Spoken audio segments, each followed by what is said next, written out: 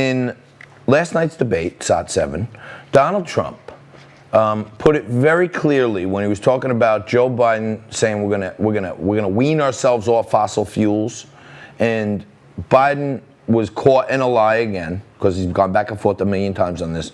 Trump put it perfect when he said whose deal this really is.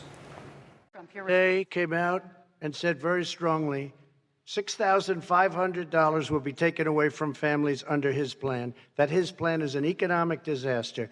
If you look at what he wants to do, if you look at his plan, his environmental plan, you know who developed it? AOC +3. They know nothing about the climate. I mean, she's got a good line of stuff, but she knows nothing about the climate. And they're all hopping through hoops for AOC +3. Look, their real plan costs $100 trillion. If we had the best year in the history of our country for 100 years, we would not even come close to a number like that. When he says buildings, they want to take buildings down because they want to make bigger windows into smaller windows. As far as they're concerned, if you had no window, it would be a lovely thing. This is the craziest plan that anybody has ever seen. And this wasn't done by smart people. This wasn't done by anybody. Frankly, I don't even know how it can be good politically. Right. They want to spend $100 trillion. That's their real number. He's trying to say it was 6. It's $100 trillion. They want to knock down buildings and build new buildings with little, tiny, small windows.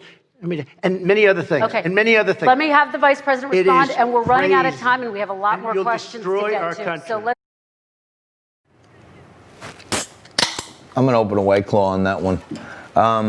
Here's to you, Presidente. Thank God for this guy.